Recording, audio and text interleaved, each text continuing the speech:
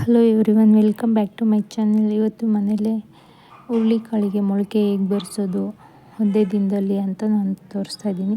ಮೊದಲಿಗೆ ಕಾಳನ್ನೆಲ್ಲ ನೀಟಾಗಿ ಆರಿಸ್ಕೋಬೇಕು. ಅದರಲ್ಲಿ ಕಸ ಕಡ್ಡಿ ಏನಾದರೂ ಇರುತ್ತೆ ಎಲ್ಲ ನೀಟ್ ಮಾಡಿಕೊಂಡು ಒಂದೆರಡು ಸರಿ ನೀರು ಹಾಕಿ ವಾಶ್ ಮಾಡಿ ನೀರೆಲ್ಲ ಬಸಿಬೇಕು. ಬಸಿಬಿಟ್ಟು ಮತ್ತೆ ನೀರು ಹಾಕ್ಬಿಟ್ಟು ಓವರ್ ನೈಟ್ ಫುಲ್ಲು ನೆನೆ ಹಾಕಿ ಇಡಬೇಕು. ಬೆಳಗ್ಗೆ ನೋಡಿ ಅದು ಫುಲ್ಲು ಎಲ್ಲ ನೆಂದಿದೆ, ಕಾಳು ಚೆನ್ನಾಗಿದೆ, ಕ್ವಾಂಟಿಟಿ ಜಾಸ್ತಿ ಆಗಿದೆ.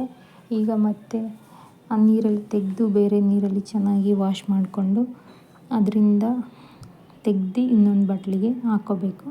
ಇದರಿಂದ ನೀರು ಅದರಲ್ಲೇ ಉಳಿಯೋದಿಲ್ಲ, ಪೂರ್ತಿ ಬಸಿಬೇಕು. ನೀರಿರಬಾರ್ದು. ಆ ರೀತಿ ಬಸಿದು ಇನ್ನೊಂದು ಬೌಲಿಗೆ ಟ್ರಾನ್ಸ್ಫರ್ ಮಾಡಬೇಕು.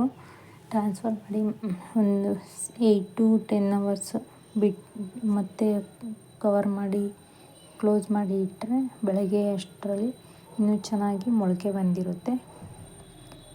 ಇದರಲ್ಲಿ ಸಾಂಬಾರು ಮಾಡ್ಬೋದು. ಸಾಂಬಾರು ತುಂಬಾ ಚೆನ್ನಾಗಿರುತ್ತೆ. ನೋಡಿ ಈ ರೀತಿ ಮೊಳಕೆ ಬಂದಿದೆ ಅಂತ, ತುಂಬ ಚೆನ್ನಾಗಿ ಮೊಳಕೆ ಬಂದಿದೆ ಕಾಳು.